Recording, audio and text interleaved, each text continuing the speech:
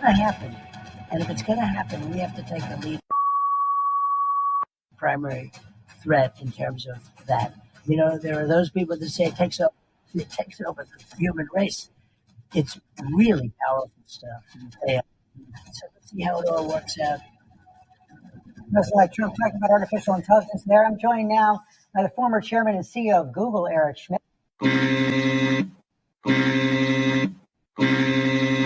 Author of a new book called Genesis. Co-author with Craig Mundy at Microsoft, the late Henry Kissinger, Artificial Intelligence, Hope, and the Human Spirit. Thank you for coming in. Thank you. Today, you know, you lay out the stakes of AI pretty stark. So I want to read it right here. The advent of artificial intelligence is a question of human survival. Explain. We need to take advantage, and this is what the book is about, the incredible power of the arrival of AI and a new kind of intelligence while preserving human dignity and values. It's going to be hugely hard. It's going to be very, very difficult to maintain that balance. Why is it so difficult? Because the systems move so quickly.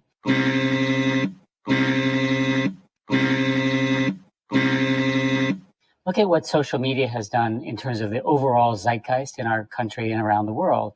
And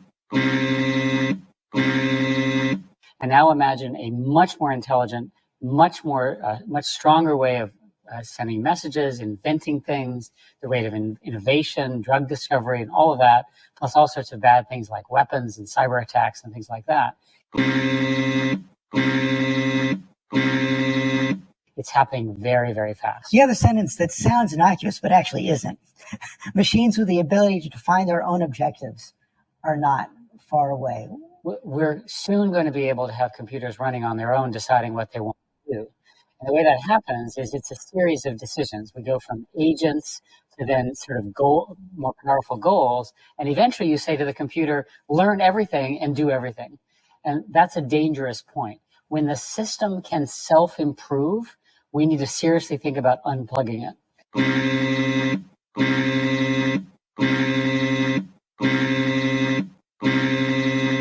But wouldn't that kind of system have the ability to counter our efforts to unplug it? Well, in theory, we better have somebody with the hand on the plug, and metaphorically.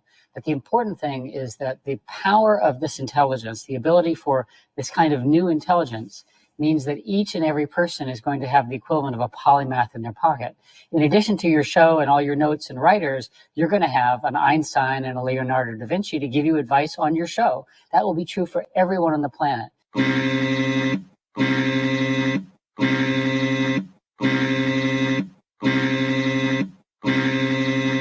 We just don't know what it means to give that kind of power to every individual. But isn't that just happening? Is there any real control with all these different companies moving at all these different speeds?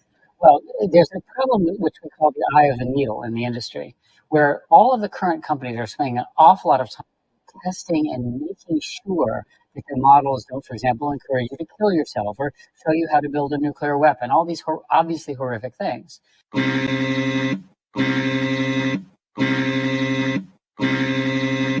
What happens is the competition is so fierce, there's a concern that one of the companies will decide to omit the steps and then somehow release something that really does some harm. Is there any way for us to know if that's happening? Well, we'll discover it after it occurs.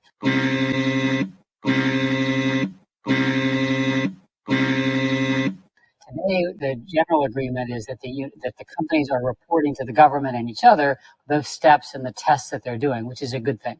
What about the question that President-elect Trump raised in that interview we saw right there, the competition with China?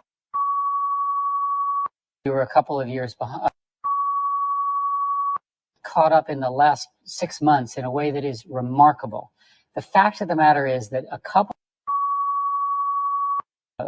programs, for example, it's called Seek, looks like they've caught up. And this is even after these extraordinary efforts by the Trump and Biden administration to withhold power chips.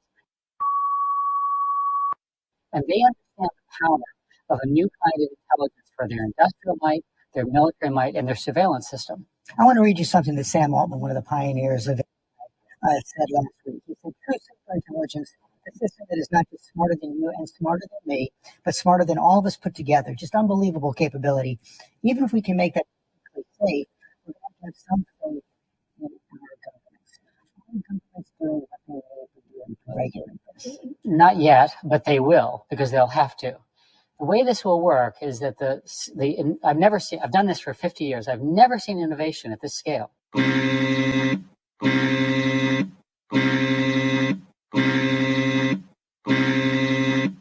It is literally remarkable human achievement of intelligence and the things that we can do and the advances in science and on and on. There's a point at which, maybe in the next year or two, where the systems can begin to do their own research. They're called AI scientists as opposed to human scientists. So you go from having 1,000 human scientists to 1 million AI scientists. I think that increases the slope. When you're moving at this space, it's very hard for your competitors to catch up. That's the race. It is crucial.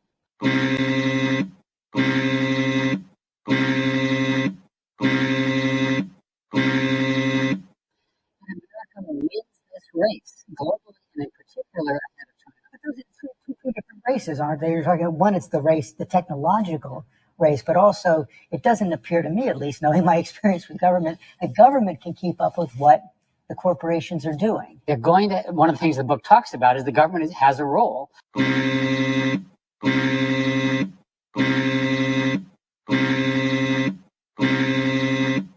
Right. Dr. Kissinger felt very strongly that the future of intelligence, what I'm talking about, should not be left to people like me. Right. The technologists should not be the only ones making these decisions. We need a consensus about how to put the right guardrails on these things to preserve human dignity. It's very important. So how do we develop that? Well, it will come over time. Now, with the Trump administration, we have a new set of people who will examine this. In my view, in the Trump administration, it'll be largely focused on, which is a good thing to focus on. And the U.S., as long as human values, and by that I mean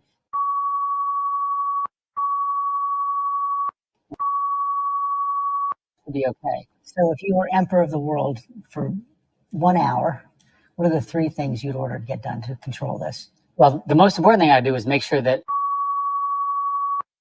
which means